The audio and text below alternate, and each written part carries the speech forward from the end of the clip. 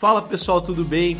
Mais um GMAcast no ar e hoje a gente vai falar sobre investigação patrimonial e eu trouxe aqui uma pessoa que conhece muito do assunto, que é o Dionísio Borges. Dionísio, tudo bem? Obrigado. Tudo bem. Obrigado, Júlio, pelo convite aí, pela teu oportunidade. Tempo. Você é um cara que a hora é cara, então eu vou tentar ser breve aqui. É nada, eu sou do interior do Paraná, o que eu mais gosto é de contar causa e bater papo. Da onde que você é, Vanessa? Eu sou de São João do Ivaí, uma cidadezinha perto de Maringá ali. Maringá. Do Vale do Ivaí. Pioneiro. Isso é muito bacana, já começa assim mais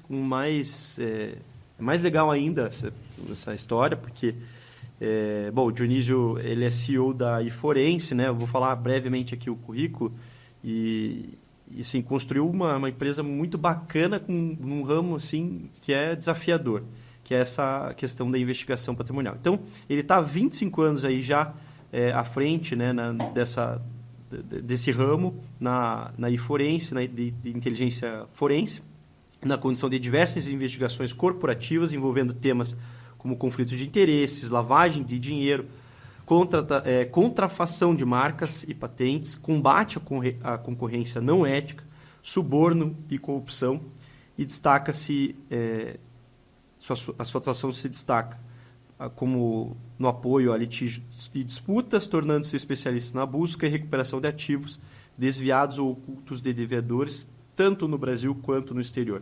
Esse tema tem muito a ver com o Brasil, né? A gente já teve algumas situações no Brasil que são famosas, enfim, e é um desafio no nosso país porque a gente sabe que é um país que tem um alto índice de fraudes, né? E eu queria começar assim abrindo de uma forma assim bem ampla para você dar um cenário sobre esse mercado aí que você tem um conhecimento. Legal. Então, falar um pouco, né? Você proteger o patrimônio, acho que é importante a gente iniciar dizendo assim que não é algo ilegal, imoral, nada disso. Pelo contrário. Pelo contrário, né? É bom afastar essa questão que não tem ilegalidade nesse assunto, né? Mas você deixar de honrar com seus compromissos, aí sim, né? Então, sim. O mercado brasileiro, ele vem se dividindo e você tem duas ou três frentes mais atuantes até, né? Você tem um mercado que é o de NPL, que eu estava comentando com você antes da gente começar aqui, né? Que é um mercado que você tem ali ativos que não performaram, né? Financiamentos que não performaram, né? Que no sentido daí de uma inadimplência mesmo. De uma inadimplência mesmo. Foi feito o empréstimo, tomou o crédito, comprou o carro. Até você deu o exemplo quando a gente estava conversando do carro, né? Pessoal, e aí você tem também quadrilhas especializadas nisso. Então, assim, você pega hoje essas pessoas, você melhora o score de crédito, né? Porque hoje em dia, né, você tem esse trabalho feito em algumas entidades, o Serasa Experian, você consegue trabalhar, né? Dar um respaldo. Você consegue dar um respaldo. E você tem algumas janelas de oportunidade nesse mercado também, né? Por exemplo, de carros, né? Você vai descobrir que o cara está inadimplente em um carro depois de 120 dias, por exemplo. Você tem o contrato, né? Então, você faz uma avaliação naquele momento daquele contrato. Está tudo ok. Está tudo ok, né? Você emite a primeira fatura, o banco, né, eventualmente que fez o financiamento emitiu a primeira fatura e ficou inadimplente. Não tem uma ação de busca e apreensão nesse momento, certo? Até porque seria um esforço, até porque eventualmente se movimenta uma máquina e ele pagou, né? Sim. Tem atrasos, sim. Sabe? Você é advogado mais do que eu. Vou falar assim que eu não sou advogado, né? Mas está muito próximo também do jurídico, né, Dionísio? Porque eu trato muito com o advogado, né? Por isso que o apoio a litígios é algo que está muito conectado à minha atividade. E é um dos grandes desafios da nossa profissão. Isso, né? Achar bens. E aí, se você... nos Estados Unidos, o paralegal é muito difundido, né? Tem sido importado, mas é uma figura muito forte lá. Só explicar que o paralegal é o papel que eu faço, né? Que é investigar, trazer elementos e o jurídico, né? Os advogados utilizarem esse conjunto de informações para poder tomar as ações. Então, você tem ali os 60, 90 dias de inadimplência e é quando o banco entra com o processo, geralmente, de busca e apreensão. Sim. Né? Então, e as quadrilhas, hoje em dia, elas pegam aquela determinada pessoa e ela compra 4, 5 carros no mesmo mês. Então, você não tem uma base hoje consolidada, por exemplo, dizendo que, né, o Júnior comprou o carro, né, da Fiat, da Volkswagen e da Mercedes no mesmo mês. E eles estão ali pensando, né, o trabalho deles é pensar em como fraudar, enfim. E a fraude é muito isso, sabe? É a janela de oportunidade. Né? Então, assim, e aí, quando você se depara com isso, né, alguma coisa falhou. Ou a tua mesa de decisão, por exemplo, de crédito, ela não tem dados suficientes para tomar uma decisão maior. E, às vezes, nem tempo. Eu não sei se você sabe, mas os bancos... É uma loucura, né? Os bancos tomam decisões em minutos. É uma loucura. E concedem. E a gente está falando de... É o mercado brasileiro, né? Concessão de crédito, carteira de um banco são milhões de pessoas. Sim, sim. Então, assim, você tem isso. Então, esse mercado, né, de NPL, que são esses créditos não performados, é um mercado que tem crescido muito por conta de fraudes, né? Você tem uma fatia que são as pessoas que são inadimplentes, mas tem a fraude. Um outro mercado que existe hoje, falando em busca de ativos, né, é o mercado do asset tracing, que são os ativos estressados. Né? Esses ativos estressados, por exemplo, são aqueles que os bancos concedem linhas de crédito, seja para construção civil, seja para aquisição de máquinas e equipamentos, enfim, né? Para esse mercado industrial, agronegócio, propriamente dito também. Sim, ou maquinário mais pesado. Maquinário mais pesado. Um valor, né, bem significativo. Uma colheitadeira... Nossa, milhões aí. Milhões. Eu nem sei. 5 milhões? 3 milhões? Você começa, sei lá, em 1 milhão e vai subindo. Depende do... Porque hoje em dia elas são... Aquilo ali é um brinquedo de adulto já, né, cara? Você não contrata o motorista, você contrata o operador. O operador. É diferente. Mapeado, daí você tem os pontos e tal. Hoje em dia o agro está ficando muito tecnológico, né? Sim, sim. E nesse mercado, né, tanto de asset trace de NPL, você tem um mercado hoje e que isso tem um valor e é comercializado. Então, por exemplo... quando a gente fala por que é estressado, o banco fez todas as ações possíveis, por exemplo, dentro de uma ação de execução. Ingressou com a ação, fez o pedido de Passenjute, os Infojudes, Cisbajude, né? Que são os agora sistemas, né? Agora o Sniper, não sei se você já ouviu falar do Sniper. Sim, já usamos. Né? Faz o cruzamento societário. Tenta fazer ainda, né? Muito incipiente ainda. Acho que vai se tornar uma grande ferramenta. Eu acho que está no caminho. Um caminho, né? Porque hoje, uma das questões que a gente se depara, muito comum quando a gente vai para busca de ativos, é uma pessoa que tem ali já o problema judicial grave e tal, societário, daí ela vai pulando em sociedades que ela vai constituindo. Sim. Tá, constitui aqui, daí abandona, constitui ali e abandona e assim. E aí você e olhando para isso, né? Você tem níveis, por exemplo. Até R$1 milhão, por exemplo, é um varejo. Até 2, vamos lá. Até R$2 milhões é o que a gente chama de mercado de varejo. Que é o cara que vai fazer, vai financiar um apartamento, vai financiar um carro maior, enfim, é esse de mercado. Acima disso, de 2 a 5, 6, é o middle. Né? E depois você tem o prime. O prime, por exemplo, né, middle e o prime é onde eu circulo mais do que do varejo propriamente dito. Maiores. Que são valores maiores e essas pessoas têm acesso a mecanismos que são, assim, vocês advogados, que entendem, né, de sociedades, né, criação de entidades jurídicas para poder fazer uma proteção patrimonial. E isso acaba que essas estruturas que são criadas, né, para a proteção, para o lado bom, né, vamos dizer assim... O preventivo, o lado de... muito tem essa questão do sucessório, né? Sim. Assim, como que eu divido isso na minha família, às vezes, né? Ou como é que eu dou suporte para minha família depois que eu não estiver aqui mais, por E exemplo. hoje a gente tem os family offices, né, que são bem utilizados, muito utilizados em planejamento, as próprias holding familiares, né? Isso, né? E, enfim, né? E a migração para offshore, né? Então, Sim. né?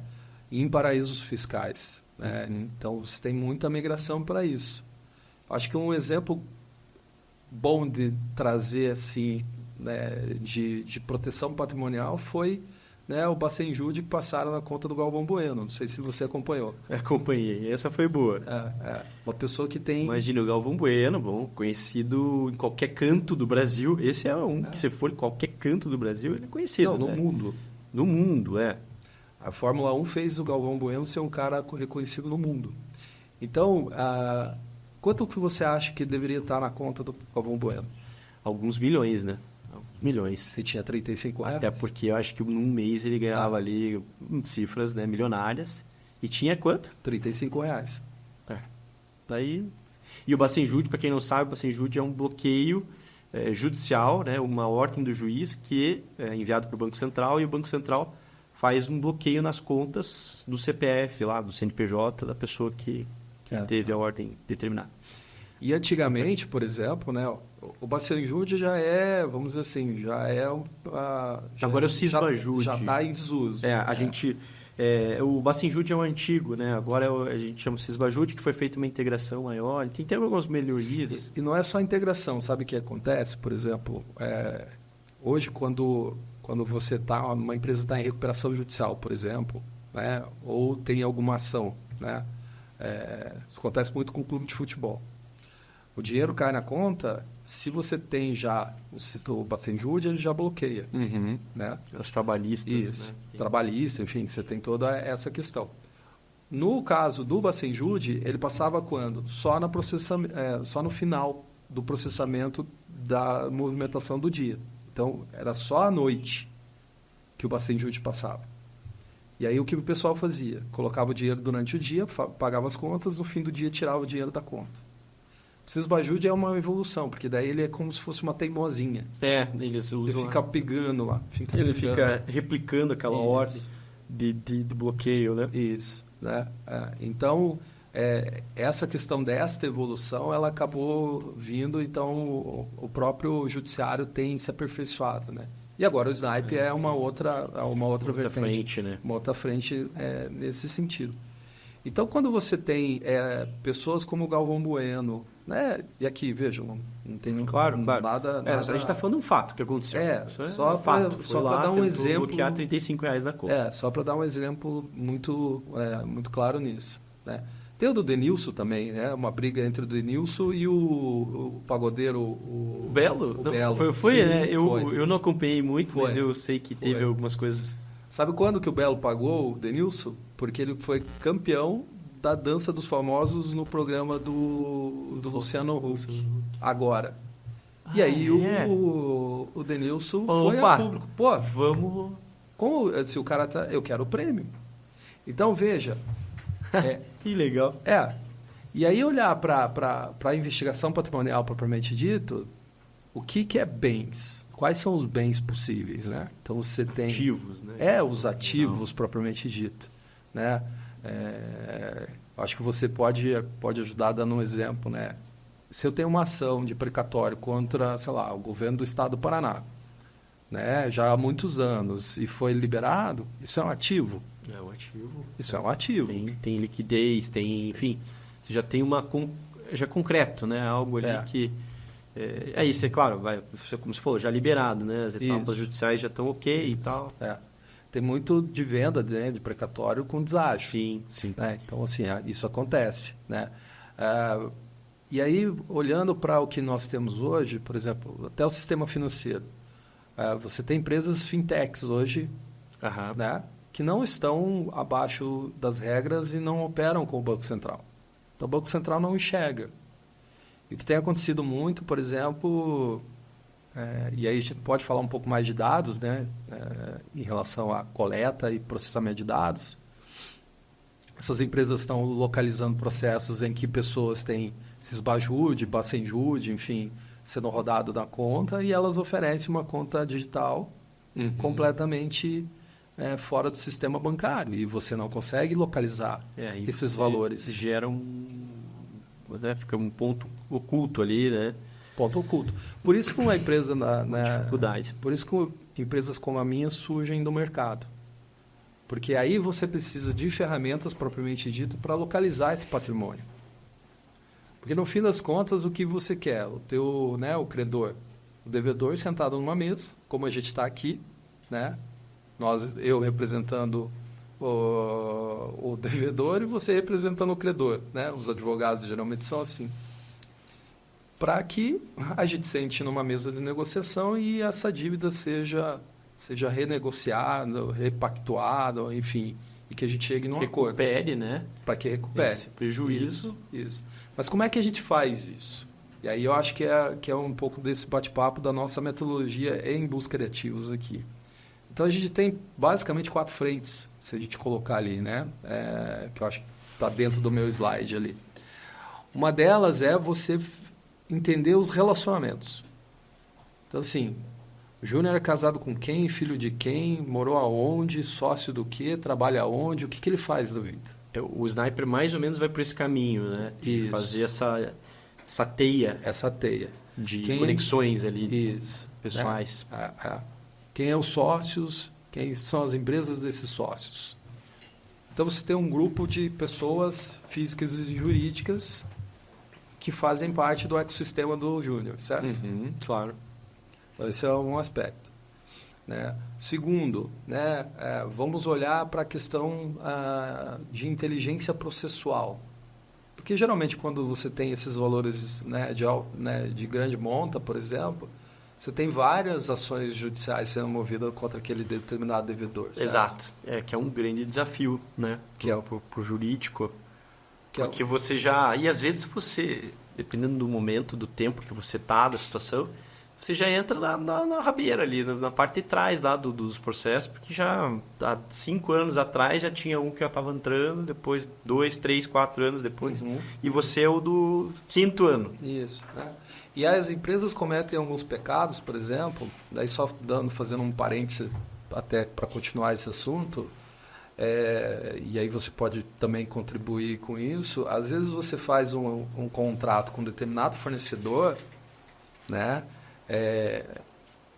Ou faz faz uma contratação de uma prestação de serviço, por exemplo, e você não atrela os fiadores, garantidores dentro dessa operação. Isso aí já é uma exposição de um risco. Se a tua garantia, primeiro, tem algum vício contratual, vamos dizer que se anule. O fiador acontece uma coisa bem característica, né? A questão da outorga uxória, que a gente chama marital, né? Então, você consegue muitas vezes anular uma garantia porque não foi coletada a assinatura do marido, da esposa. Então, tudo isso, né, são coisas que geram reflexos críticos lá na frente. Sim, sim. E o nosso judiciário já é moroso, né? Sim. E quanto menos você consegue avançar com isso, né, mais dificuldades você tem em alcançar o patrimônio, né? Então, assim, a empresa entrou em recuperação depois de falência. Às vezes me consultam para poder fazer uma investigação numa empresa que faliu. Aí eu, como é que eu olho, né? Falo, me passa o processo, vou dar uma olhada no processo para ver. E aí você olha o contrato, não foram indicados nenhum avalista garantidor naquela operação propriamente dita. Não vale a pena botar dinheiro nessa frente. Por quê? Uma empresa que entrou em falência... Já está numa situação derradeira. Ela já está numa situação bem crítica. Mas mesmo que ela seja uma empresa solvente, que tem algum ativo ainda... Que às vezes é capaz de fazer frente com alguns dos débitos que existem. Né? Isso, né? Porque, por exemplo, banco, quando você tem intervenção do Banco Central e os ativos do banco são todos bloqueados, por exemplo, né? Ao final desse processo de falência, em que foram liquidadas todas as dívidas do banco, enfim, você tem algo lá na frente que é um ativo ainda do banco, certo? Então, sim, você pode ainda alcançar cobrar em cima desse executar, né? Isso, Você tem lá sobras de ações e execuções que não foram trabalhadas, que é esse asset trace, né? Que é os ativos estressados. Então, você não consegue alcançar. Então, toda a investigação que você fizer num contexto de falência, o ativo que você encontrar vai ter que ir para falência. Então, não vale a pena. O juízo universal que a gente chama, ele atrai todos os créditos e débitos. Isso. E aí, quando a gente está fazendo a parte de inteligência processual, veja, eu não estou querendo avançar a linha do advogado. Longe disso. É o suporte, né? Municiar Mas muitas informações de bastidores, por exemplo, trabalhista, você tem do dia a dia da organização. Às vezes lá uma pessoa não saiu muito satisfeita ou foi utilizada como laranja, que é muito comum. Então, o cara pega lá o porteiro da indústria, fala, seu Zé, estou com um probleminha aqui, eu vou precisar deixar uma empresa no nome do senhor uns dias, tá? Depois a gente tira e está tudo certo. Seu Zé lá da portaria falou, vou ajudar meu patrão porque senão eu vou perder meu emprego. E aí, dá tudo errado, ele sai e conta toda essa história dentro de uma ação trabalhista. Isso ajuda no processo de investigação. Você tem informações de bastidores. Tem ali o começo do fio da meada que vai te levar...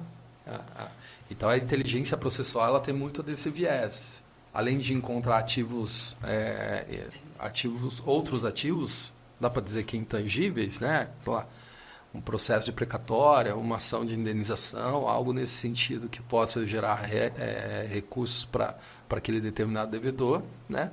Mas também outras situações que possam nos ajudar a montar este quebra-cabeça. O que é esse quebra-cabeça? Por exemplo, quando você está falando em blindagem e ocultação patrimonial, cada banco vai fazer um esforço do tamanho do risco. Alguém que deve, sei lá... E do crédito também, isso, né?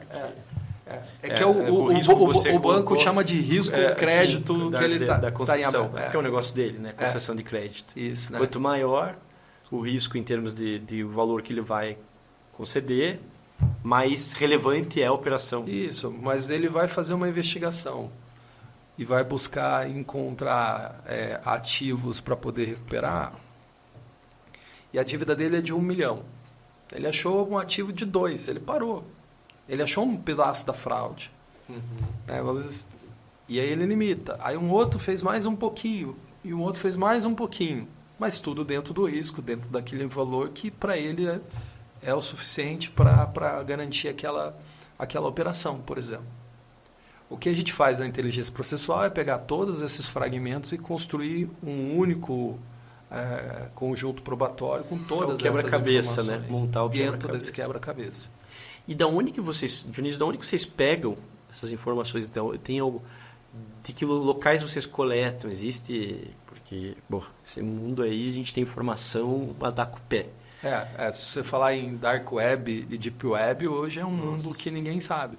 Mas todas as informações que a gente trabalha dentro da minha empresa são públicas. Legal. Ou publicamente disponíveis por plataformas. Por exemplo, Serasa é uma plataforma, certo? Sim. Né? Você paga para ter um relatório. Então, lá vai ter informações de score, vai falar quanto é o lucro, quanto a empresa... Protestos, créditos, como é que está a questão. Ações, né? Cíveis, trabalhistas, enfim. Né? Essas informações que estão ali.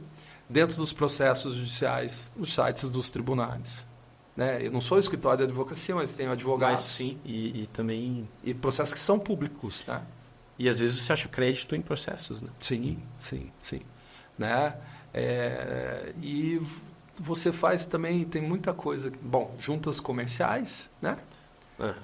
Ver os atos registrais da sociedade. Eventualmente você tem ali... Eu, particularmente, não costumo fazer registro de acordo de sócio no escritório com os clientes, mas às vezes tem gente que faz, né? Sim. Aí entra a diferença, porque às vezes faz caseiro, faz lá a contabilidade, joga lá na junta. E aí o cara dá um tiro no pé, porque no acordo de sócio está previsto que ele tem, digamos, que é algo que ele não queria expor, mas ele colocou lá na junta. E ele tem lá um crédito com a sociedade, ou ele tem um crédito com outro sócio e tal. Isso daí já é um ativo, né? Muitos executivos no país, eu não sei se você sabe, fazem acordo com as empresas, né, que se ele cumprir lá os 10 anos dentro de uma organização, né, ele ganha aquilo em cotas. A gente hoje está muito popularizado pelo vesting, que a gente chama o cliff, né, o período de cliff e tal, das startups. Que daí você cumpre alguns requisitos de tempo, de condições e tal, né? E aí você recebe aquilo em ações da companhia. Sim, sim. Então, muitos desses acordos com grandes executivos, por exemplo, pode ser que esses créditos sejam esses acordos de contratos celebrados de trabalho, né? Não só a parte societária, mas também o executivo. Então, porque hoje em dia o mercado, né? Assim, são poucos grandes executivos que existem, né? De fato, né? Os caras que são bons. Uhum. E isso se assemelha ao futebol. A gente estava falando de futebol um pouco, sim, né? Sim. Fugindo, Que né? também é um desafio. Quantos Neymar saem? Poucos. É difícil, Demora. Demora. Às vezes décadas. Agora para o Neymar, né? A gente tem questões até subjetivas que eu digo assim, quem que é melhor, né? Quando vem essas comparações e tal. Mas se a gente for puxar mesmo, né? E a gente vê que não é. E no mercado, é assim. Não, e no mercado, assim, os executivos são assim. Então, as grandes empresas... O Jobs. Quantos, gênios, assim... Você não tem muitos, assim. Você tem poucos executivos grandes, assim, que conseguem tocar negócio. E esses caras são o tempo todo assediados no mercado. Que é o que é inteligência competitiva, que daí pode ser um outro podcast. Outra vertente. Então, você também tem esses ativos ali que podem ser alcançados, né? Eventualmente que está chegando na hora dele receber da empresa, que é uma forma de amarrá-lo dentro do negócio. Então, toda a parte de pesquisa que a gente tem que fazer, ela tem que ser publicamente disponível, porque eu não posso... Infelizmente, não dá para combater bandido com bandidagem, sabe? Senão a gente vira uma terra sem lei. E a gente está sempre correndo atrás. Sim. Né? Essa é a realidade. Num país, infelizmente, que isso é... A gente vive num país dominado pela criminalidade em todas as frentes, né? E a gente fala dos mais diversos crimes. Mas essa questão... Eu até falo bastante sobre isso, assim, com amigos e conhecidos, porque a gente vive vivendo no jurídico, a epidemia de crimes digitais. Sim. Né? Tudo, esses tempos minha mãe lá. Tua irmã me mandou um WhatsApp que tinha pedido para eu transferir um dinheiro para ela e tal. Tá. Daí mandou lá no nosso grupo, né, minha irmã, mas não falei com você. Tava feito já. Sim. Né? Então é isso. Veja, hoje o crime organizado, né? Porque depois se tornou o crime organizado, porque você tinha os bandidos e você tinha os executivos dos crimes de colarinho branco. Isso é real, Sim. Isso é histórico. E você colocou eles no mesmo ambiente. O que surgiu? Comando Vermelho, primeiro Comando Vermelho da capital. Surgiu o PCC. PCC. Uhum. Né? Então você tem grandes organizações criminosas que utilizam, por exemplo, ferramentas para poderem fraudar o dia todo. Os caras estão ali pensando, né? É o trabalho deles. É o trabalho, entre aspas, que o cara se dedica, o tempo dele ele dedica a ficar bolando. O pessoal do meu escritório fica brincando com esses caras, porque ligam lá, você acabou de fazer uma compra na Americanas e foi negado, né? Somos do Nubank, aperte 1 para tal. Isso é fraude. Isso está o tempo todo acontecendo dentro do celular. Agora, para nós que vivemos numa bolha diferente, né, querendo ou não, 70% da população brasileira vive com até um salário mínimo. A gente pega os dados estatísticos aí. Quantas pessoas do Brasil declaram imposto de renda? Poucas. Então, assim, a gente tem um nível muito, muito baixo de escolaridade, muito baixo. E essas pessoas são influenciadas. né? E às vezes, né, pirâmides, né? Você vê os escândalos das pirâmides. Aqui em Curitiba a gente teve o banco Bitcoin. Teve uma situação bem grave. Aqui em Santa Catarina também teve. Porque isso daí se irradia, daí você pega e atinge. Atinge, mas o que pega? Pega a pessoa pela vaidade. Então, quando eu estou fazendo uma investigação, além de eu olhar tudo, eu estou olhando os 7 pecados capitais. Você pega um dos 7, você pega alguns ali dos pecados, porque aí a pessoa começa a ostentar. Sim. O legal não é andar de carrão em Curitiba, que ninguém me conhece. O legal é andar de carrão lá em São João do Ivaí, uma cidade de 12 mil habitantes. Porque lá eu sou alguém. Que você tem. Por isso que você tem lá o dono da boca, ele não sai da favela. Ele ganha muito dinheiro, ele assume o negócio, mas ele não sai da favela. Porque ele em Miami ele é mais um. E ele não quer ser mais um. Ele quer ser o rei. E ali é o reinado dele, tá ali. Isso. Então, as pessoas que começam a fazer esse processo de ocultação e blindagem patrimonial, né, elas estão nesse contexto de tipo, foda-se as regras, né? Então, sim. Sim, eu tô num ambiente de ilegalidade, então eu não obedeço. Se eu já estou nesse ambiente, eu já não estou obedecendo as leis, né? As Isso. Então, aí você precisa. Então, a gente faz o mapa de relacionamento. Enquanto o outro lado está tendo que jogar o jogo conforme as regras, né? Que é o que você falou, não dá para combater a criminalidade com crime. Não dá. Senão a gente você entra num... Veja, eu sou constantemente perguntado, vocês acessam imposto de renda, vê conta bancária? Não. Mas, eventualmente, você entra numa ação que foi dado... o Infojud, né? A gente tem a quebra de sigilo bancário. Você tem o fiscal e o bancário. Você tem as duas coisas. Né? Que são constitucionalmente sigilosos, né? Por uma questão de proteção da dignidade, enfim, né? A Constituição dá essa... Mas que não são absolutos, os valores absolutos. Então, é permitido que você, em determinadas... situações, quebre esses sigilos para ter acesso a essas informações. Então, você acaba tendo isso. E tudo isso que a gente faz, ao final, a gente vai fazer um processo de inteligência. Né? Então, assim, eu coletei dados públicos de relacionamentos, geografias, fui nos cartórios, fiz pesquisas de bens, imóveis, busquei empresas, Ou seja, informações estão acessíveis aí. Escrituras públicas, né? Todas elas que estão disponíveis no mercado. Né? De acesso para qualquer pessoa. Qualquer pessoa pode ter acesso a isso. E aí a gente faz o processo de inteligência. Porque o processo de inteligência, principalmente quando você está falando de recuperação de ativo, tem uma linha do tempo, certo? Eu não posso pegar uma dívida de 10 anos... Né, uma dívida de agora, que o cara em 5 anos vendeu uma propriedade, dizendo que é fraude a credor. Pois é algo muito... antes do nascimento da dívida. Eu tive uma situação assim até, de uma recuperação judicial grande, em São Paulo, e aí a gente localizou um bem que foi vendido, um imóvel grande no Morumbi, assim, nobre lá de São Paulo, baita casa, mas isso tinha sido vendido 15 anos antes. Então não dá, né? Não tem o que fazer. Você não se enquadrar ali como... Entre aspas. Essa se você tiver, me ajude, que eu tô até hoje está lá o negócio. É difícil. Esse caso tem que analisar, claro, mas eu estou dizendo assim, entre aspas, porque daí assim, é o que eu faço para viver. Sim. Né? É claro que no teu caso pode ser que não se recupere mesmo, né? Sim.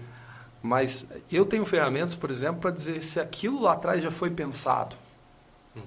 Fazer essas conexões. Né? Fazer essas conexões, olhar lá no passado, porque quando o passado te conta uma história.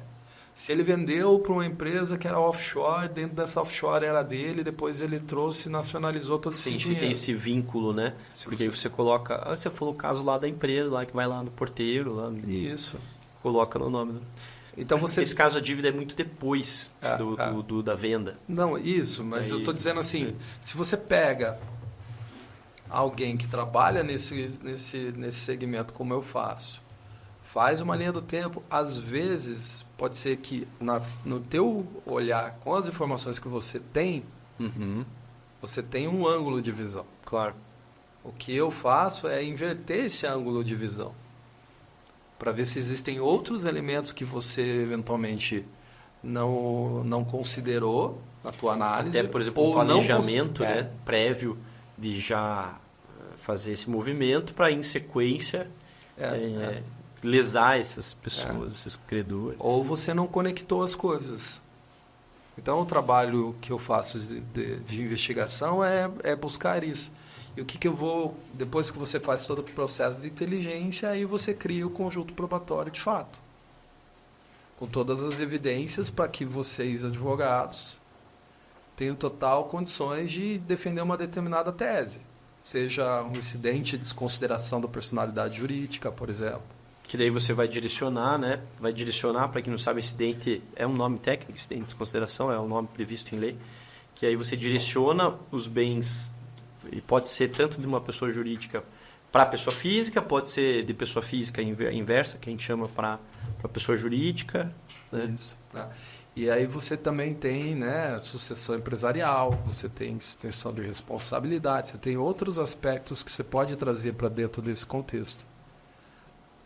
Você falou que tem muito amplo, né? Você pega lá, você falou de precatório, a gente é muita coisa, direitos creditórios. Direitos creditórios. Que é um pouco mais difícil às vezes, porque às vezes você tem só lá uma escritura, lá não sei aonde, que nem é o local onde você está, e que está registrado lá naquele determinado cartório, e tem um crédito lá desse cara, que sim, pode ser uma solução pro teu prejuízo. Sim.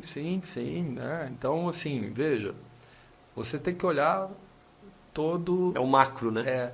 É. Informação. A gente está falando aqui de informação. De informação. E a informação é validada.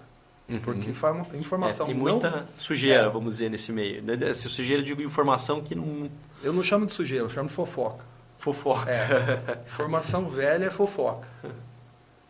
E informação não validada, você não consegue tomar uma decisão de fato. Né? Hoje a gente está no momento de tecnologia. Né? Não tem quem não use inteligência artificial. Todo mundo conectado. E não tem quem não use inteligência artificial. Eu uso inteligência artificial o tempo todo. É revolucionário isso aí.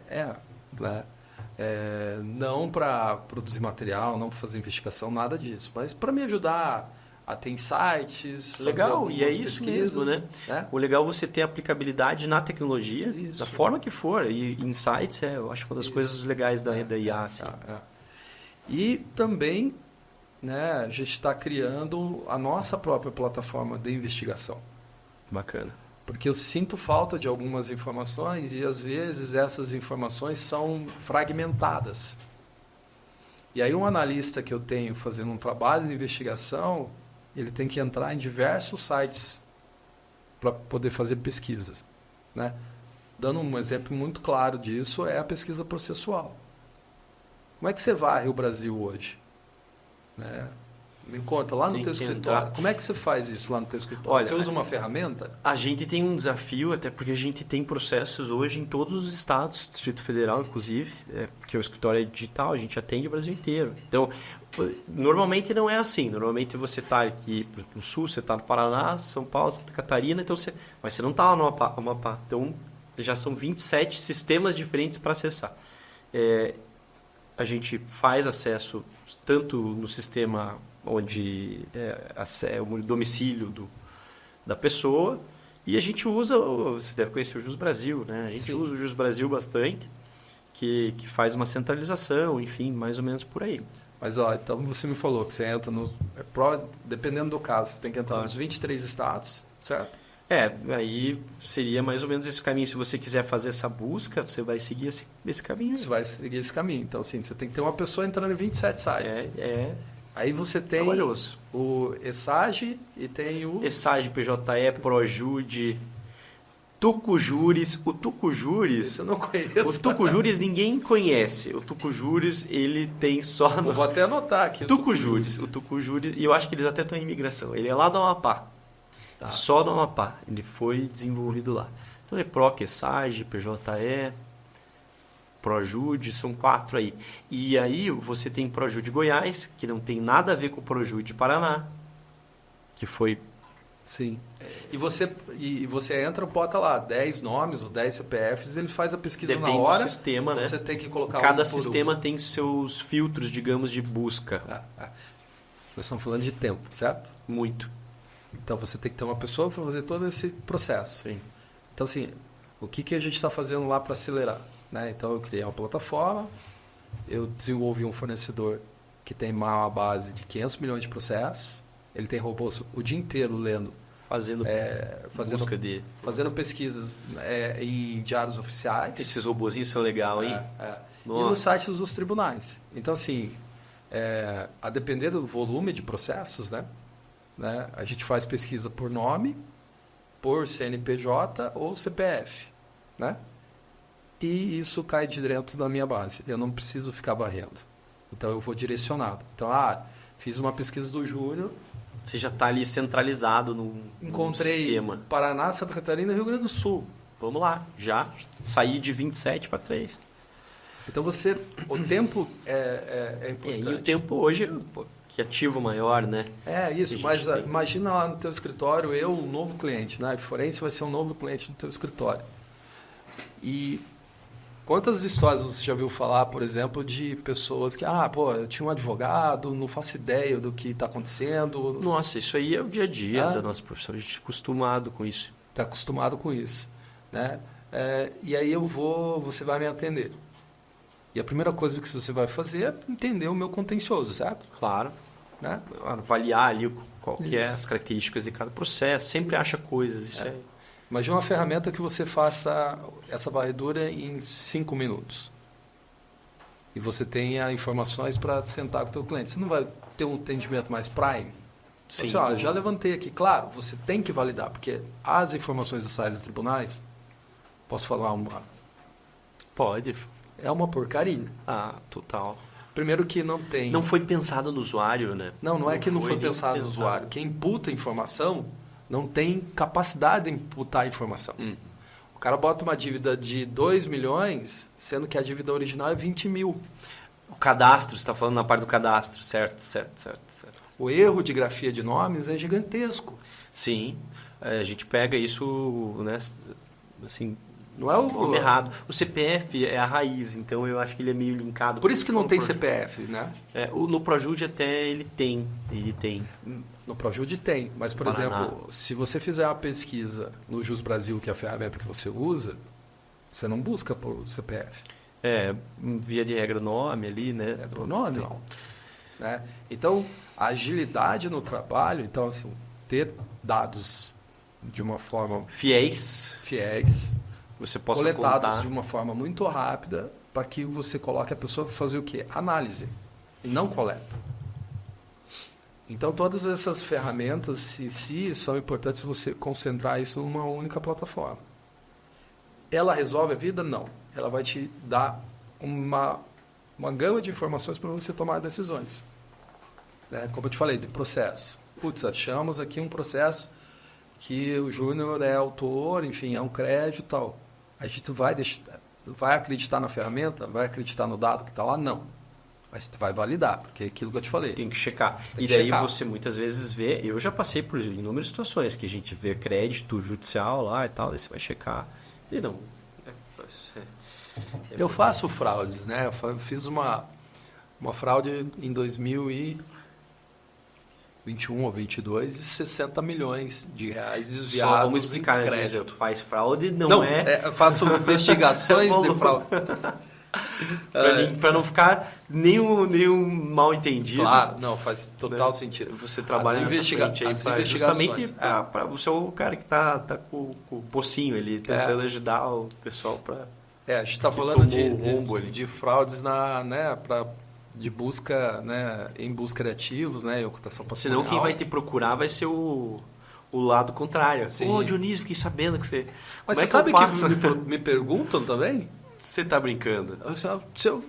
Eu fiz aqui uma proteção. Você faria o trabalho... Né? Eu quero fazer uma proteção. Você faz o trabalho ao contrário? Para ver brechas? Para ver, sim, primeiro, se ele fez uma proteção correta. Será que eu consigo alcançar o patrimônio? Vamos testar, vamos simular isso aí. Vamos botar para rodar, para ver se esse negócio funciona mesmo? É isso. Que legal. Então você faz o inverso para ver se dá certo. Me chame quando você for fazer um negócio, eu quero participar. Para ver se como é que vai ser. Pô, é legal esse. Isso. Gostei. Então, quando eu fiz uma investigação, né? Investigação de fraudes corporativas, aí nós estamos falando de fraude corporativa propriamente dito, né? Meu cliente foi induzido a ter um erro, né? Comprar crédito tributário no Brasil é desafiador. Mas é permitido? Dependendo, você tem... É permitido, mas você tem que ver se você vai poder utilizar. Sim. Porque muitas vezes... Mas nós estamos falando só de permissão. Cessão de crédito, sim. Isso é permitido, certo? Sim. Você fazer o trabalho de análise para ver se o crédito é podre ou não, aí é uma outra história. Com certeza. Né? Mas aí, então, o gerente contábil financeiro pediu uma legal opinion dizendo, é possível comprar crédito no Brasil? O que o jurídico falou? Sim. Mas ele não falou assim, eu posso comprar este crédito aqui, desta pessoa? Como é que é a análise desse crédito? Genérica, resposta, ok, possível. Mas daí você não tem o caso concreto. Isso. Que levou... então, assim, meu cliente assinou o contrato com o intermediário, tomou uma fraude de 60 milhões. E que não é 60, né? É 120, porque você tem que pagar os 60. Que nós estamos falando de crédito de PIS, COFINS e ICMS. Que são, nessa frente, os mais comuns. Né? Você não vai pegar IPTU, não vai pegar IPVA, vai pegar esse tipo de... E aí você não tem o trabalho de análise propriamente dito, de entender se aquele crédito é bom e tal. Né? E aí as pessoas entram. Então, quando você está falando em investigação, essas informações são muito importantes para te ajudar a tomar uma decisão mais segura. Por isso que várias plataformas você tem que consultar para trazer esse fragmento de informações. E aí, quando você concentra isso numa única plataforma, claro, não vai ser 100%, né? Não tem como. É muito pulverizado. Que é muito pulverizado. Por exemplo, hoje, pesquisas de bens imóveis. Você não precisa de nenhum intermediário. Né? Você tem algumas empresas aí que fazem esse serviço, mas, por exemplo, os registradores, que é sim. Né? Eles, um hub, vamos falar assim, agruparam. Eles estão desenvolvendo a maior plataforma do Brasil. Bem legal, a gente usa bastante. Então, você usa o Arisp para quê? Para fazer pesquisa de bens imóveis. Né? Que é justamente SP ali, Arisp de São Paulo, né? Isso. Sigla. Né? Por isso que algumas empresas tiveram que migrar e algumas delas vieram para o meu mercado. Né? Porque é o mercado deles que está acabando. E é legal que você está no macro, porque você não está só em imóveis, você está no macro. Então você pega tudo que puder representar um ativo, e a gente está falando aqui de muita coisa. Sim, muito. E nossa, realmente assim, a gente não consegue nem imaginar todas as situações impossíveis, porque mas é claro que tem aqueles que os clientes entortam o nariz, que não querem, né? Principalmente advogado. Ser movente é um problema. Ser movente soja, grãos, enfim, também é um problema. Porque assim, um cavalo premiado pode custar quanto? Milhões. Subjetivo. Milhões de reais você tem. E aí como é que cuida de um cavalo de milhões de reais? Porque não é assim pegar o cavalo e vender, né? Não, você tem que... Você vai e bloqueia o cavalo. Ou o sêmen do cavalo. Olha só, que loucura. Você entra nisso aí. Você entra nesse contexto de sêmen do cavalo. Que vale grana. Assim, eu não tenho como afirmar, mas eu acho que uma das empresas que forçou o pessoal da Associação dos Mangalargas, né, dos produtores que são cavalos, né, raça de cavalo mangalarga, raça de cavalo, era tudo disponível as informações para consultar os cavalos. Hoje entra lá, não é mais. Eles, né? Porque não é uma informação pública, assim. Sim. Né? E às vezes você tem. Por que o veículo não é público? Tá? Imagina eu ficar puxando placa de veículo. Aqui no Paraná você consegue. Só que é o único estado brasileiro Que você tem essa... que você tem essa possibilidade de ir no Detran e fazer uma consulta de nome ou de placa de veículo. A gente usa no judicial pelo Renajude. Isso, mas é aí, mais um dos sistemas Renajude. mas aí é dentro de você uma faz pelo- é dentro de uma ação. Sim. Não é prévio, não é extrajudicial. Você já está num processo correndo, que já está tramitando. Já tá Isso, né? Mas e aí? Como é que você pesquisa? Porque às vezes assim, o cara tem lá uma Ferrari. Você ir no Detran e pedir a lista de Ferrari com o endereço das pessoas. Aí já é dado que você acaba entrando numa questão meio sensível ali, né? Tem uma plataforma que a gente está analisando agora, estou validando, né, para ver. Eles criaram, eles criaram e eles fazem implantação de câmeras nas cidades. Porque câmera, na verdade, você precisa só de um ponto de internet. Hoje em dia, uma luz, né, eventualmente, né, para não ter um custo de painel solar, mas com painel solar você não precisa nem de energia. Você pode colocar uma câmera em qualquer lugar do mundo. Maravilha, né? Internet via satélite, né? Tá aí o Elon Musk, Starlink bilionário, né? conectou lá. Ele Tá está preocupado com essa multa de 100 mil reais que o Alexandre Moraes está dando para ele. Enfim, brincadeira aqui. Não, mas é verdade. E aí, o que eles estão vendendo? Para seguradoras, porque tem muito carro de locadora que é furtado, né? O cara vai lá, faz a locação e não devolve. E aí eles estão criando uma base em que você põe a placa, não é o dono do veículo, eles não sabem quem é o proprietário daquele bem. Mas eles te dão um mapa de calor por quais câmeras eles passaram. Então, para o localizador que está fazendo busca e apreensão, por exemplo, é algo sensacional. Porque você tem uma probabilidade muito maior daquele carro passou naquele determinado endereço. E ele tem uma sequência daquele endereço. Assim, Sim, ou seja, sempre tem rastros, né? Sempre tem indícios, sempre tem vestígios que você pode, como você falou no começo, na hora que já foi concedido, teve uma falha naquele primeiro momento ali, na análise. Uma brecha que não foi analisada e que poderia ter sido coberta e por conta disso gerou esse prejuízo astronômico às vezes. E aí você tem que olhar, né? Por isso que eu brinco aqui que nós temos 4 frentes na nossa empresa. Então eu tenho a frente de prevenção, que é onde eu faço compliance e LGPD, né?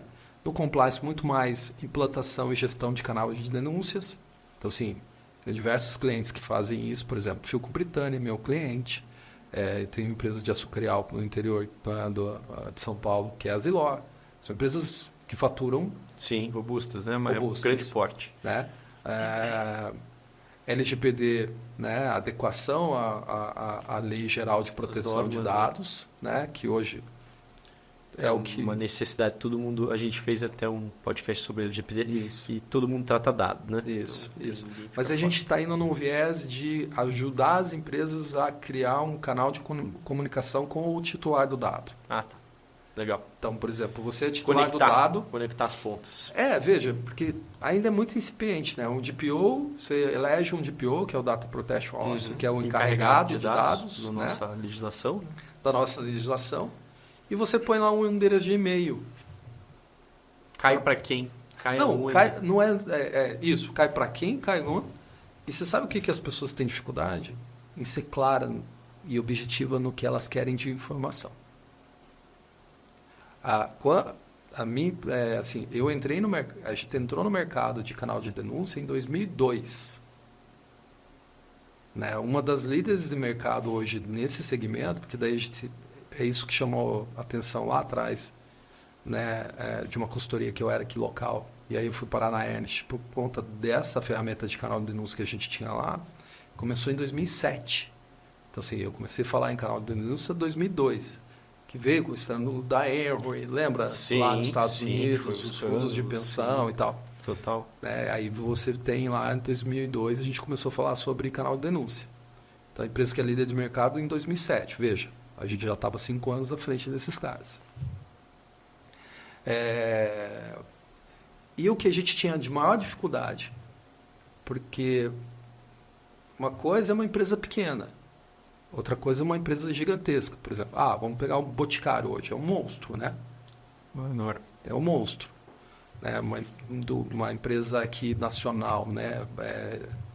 Nascida Sim. e criada no Paraná, vamos dizer assim. Né? O cara fala assim, tem o João roubando um almoxerifado. Qual almoxerifado? Quem que é João? Então você precisa coordenar isso. Então quando a gente cria esse nosso framework de atendimento ao titular de dados, qual é o direito que você quer exercer? Então, essa parte de prevenção. E aí você tem outras regras que você estabelece lá dentro dessa frente. A segunda é preservação. Tudo é dado digital. Então, você precisa investigar, você precisa coletar celular, você precisa coletar computador, os e-mails de nuvem. Né? Tá tudo esses tipos de informações que são importantes numa investigação propriamente dita. Sim. Né? A investigação mesmo, que aí é a parte de reação, que aí você precisa reagir. A pessoa te fraudou. Já aconteceu, Já né? aconteceu. O incidente. Aí você precisa entender como foi a extensão e atribuir responsabilidades. Esses são os 3 aspectos. E, no fim, processo de busca ativa de recuperação desse crédito. Você vai falar, e aí, esses dias, com quem eu estava conversando? Eu não me recordo com quem me perguntou. Não, sexta-feira passada, até a gente teve que cancelar, né? A gente ia fazer um cliente. Falou, qual que é o teu caso perfeito? Eu falei, o caso perfeito é o caso que eu recuperei dinheiro. Esse é o caso perfeito. Porque a grande dificuldade da investigação... E olha, estou falando de 25 anos de carreira. E eu conto nos dedos... Alguma coisa aí que você já viu. Eu conto nos dedos os casos que a gente conseguiu recuperar. Ou seja, trabalha na prevenção que é melhor. Porque depois você já cai numa estatística, que é porque ele está falando, como você falou, 25 anos, tá... Você cai numa estatística das minhas mãos aqui. E a prevenção, na hora de você liberar o crédito ou fazer, é quando falham.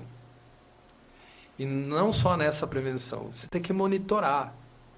Qualquer movimento societário, qualquer movimento que aquele devedor está fazendo, aquilo é um sinal de que algo pode acontecer, para você antever situações como essa. O grande problema das empresas, né, seja instituições financeiras ou qualquer outra grande empresa no mercado, é que eles só vão no processo do quê? De reação. Reativo. E é muito mais caro, muito mais ineficiente, e a gente acaba... Mas é uma característica, infelizmente, que a gente vê do brasileiro, né? De não ter esse preventivo, diferentemente, o americano já muda bastante em relação a isso. Mas eu sou meio cético também, falar. Nos Estados Unidos, assim, tem fraudes lá iguais. Sim, com certeza. E a gente sabe que tem muita... E uma coisa, né? Eu acho que você deve conhecer, mas nos Estados Unidos, o estado de Delaware é um paraíso fiscal, como é análogo a Panamá, análogo a Ilhas Virgens Britânicas, enfim. Então, assim, é um paraíso fiscal dentro dos Estados Unidos. E é onde tem muito, né, vamos dizer assim, o brasileiro gosta muito do Mickey, né? Então, assim, né, sempre Orlando e Flórida, na Flórida em geral, né, mas estou falando em Orlando e Miami, é onde você encontra patrimônios de brasileiros muito fácil. Né? É difícil de alcançar porque geralmente eles abrem uma empresa em Delaware. É verdade. E eu aí, já peguei casos de empresas isso, lá. Né? Que aí acabam sendo uma manobra. Né? E aí, assim, offshore também. Né? Vamos dizer, acho que desmistificar um pouco é importante. Né? Offshore, como uma proteção patrimonial, não é proibido.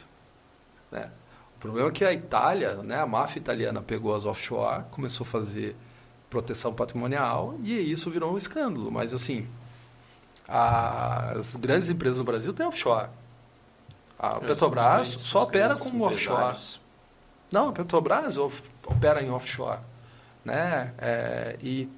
Porque para facilitar o pagamento, hoje em dia é muito difícil você pagar uma conta na China, por exemplo. Claro. Então, essas offshores, você acaba fazendo essas triangulações muito mais rápido. Então, é super legal. Só que você também tanto tem para o bem quanto para o mal. Então, né, você tem um país como os Estados Unidos, que, claro, a consequência lá é muito maior do que a nossa. Você tem uma visão de consequência melhor. E eles têm uma estrutura muito mais eficiente, jurídica, enfim, investigativa. Sim. Né? Em relação ao Brasil, eles são mais assim, maduros nessas questões, né, do que nós. Então eles têm algumas vantagens, digamos, nessas frentes, né? Mas cara, foi uma aula, né? Muito legal. Tem muita coisa para falar, né, Dionísio? Assim, tem bastante coisa. Só ali, por exemplo, compliance já é muito tema para a gente bater um papo, né? Isso. Que eu acho que também é uma coisa que um dia a gente vai Não, conversar. a própria... essa nossa área de discovery e tecnologia forense, por exemplo, é uma área pouco explorada e até por teus colegas, assim, então, os advogados, propriamente dito. Por exemplo, né, teve um cliente que a gente atendeu, teve uma grande operação aqui no Paraná, então o Ministério Público foi, né, GAECO, o Ministério Público, o que eles fazem? Coletam dados. Sim. Né? Acho que o que deve ter de dados na Polícia Federal hoje, por conta das operações Zelotes, Lava Jato, enfim, é um buraco negro. A gente não sabe o que tem lá. É um negócio gigantesco. Mas, às vezes, o que acontece? O juiz libera as informações para os advogados, que são os defensores né, das pessoas que aconteceram de busca e apreensão. Como é que você analisa aquilo? É um volume cavalar. Além de ser um volume cavalar, né, você precisa sanear a base. O que eu estou falando de saneamento? Por exemplo, você pega 200 gigas de informações, né, seja de e-mails, documentos... É bastante coisa, hein, para documentos. Sabe quanto que dá isso? Pode dar de documentação? 2 bi, sei lá, 500 milhões... Então, desse escritório que a gente foi, era um HD com, no fim, deu 500 mil documentos. Né? E ela precisava entender quais eram os documentos que estavam no nome do cliente, para poder fazer um filtro. Então, assim, a gente está falando de um funil. Fazer um direcionamento. De um funil. Daí ela me ligou, putz, Diogo, o que eu faço? Eu falei, tá, como é que você fez? Não, eu fui lá no cartório, eles salvaram num HD externo, tá aqui. Tá, como é que é? Porque advogado também não conhece muito, né? Falei, dá um print da tela, me manda pelo menos para eu entender o que você tem aí, né? Falei, não, vamos fazer o seguinte, a gente vai, coleta, por mais que a gente não vai, neste momento, se preocupar muito com cadeia de custódia, que pode ser uma outra conversa, né? Por isso que estou falando de discovery, é algo importante, né? E aqui, né, no folder você tem esse fluxo que a gente segue. A cadeia de custódia é o primeiro passo, né, para validar que a prova foi extraída do jeito certo, da forma certa, e não foi em nenhum momento manipulado. Sim. Falei, como tem cadeia de custódia, mas a gente vai coletar como se fosse forense para a gente manter o nosso rastreabilidade. Aí a gente pegou aquele HD, a gente subiu nas nossas plataformas, fez o processamento do dado, que é nada mais do que criar um banco de dados gigantesco, que deu essa quantidade de documentos, 500 milhões de documentos, que você consegue, por palavra-chave, buscar, mesmo que seja numa foto. Isso é importante, que ele faz OCR, então, assim, mesmo que seja numa foto. E só de deduplicar. O que é o deduplicar? Então, a plataforma identificou 10 documentos iguais. E aí você deduplica. Caiu para 1. A gente saiu de um universo de 500 mil processos para 150 mil. Só num flag. Sem ter que ficar fazendo análise assim, de leitura de documento. Né? Só no flag. Porque era pasta de é igual processo. Assim, eu não conseguiria ser advogado. Porque você entra numa ação, como a gente... Né, quando eu vou fazer um estudo de uma proposta, eu entro no site do tribunal, baixo a ação e leio e dá uma analisada. Porque é importante você entender o contexto, do devedor, Com qual é o certeza, aí você tira muita relacionamento. informação. Você Tá tá ali. ali. Muita informação. Por isso que A narrativa da história. a narrativa da A gente história. tem os fatos nas os petições, é obrigatório. Isso. Mas como é copia e cola de coisas. Então, assim, você pega lá, de repente tá tudo de novo, daí de repente tá tudo de novo. O negócio não faz sentido você pegar dentro de um processo que hoje é digital, você replicar as mesmas coisas. Não faz sentido. E isso acontece muito nos processos, que é o que me dá, né, tela azul nesse sentido. Então, a ferramenta, ela ajuda muito nisso, entendeu? Sim. Então, assim, você tem a parte preventiva para que as pessoas, por exemplo, ao conceder crédito ou se relacionar com alguém, precisa ter empresas e ferramentas que ajudem a tomar uma decisão melhor, né?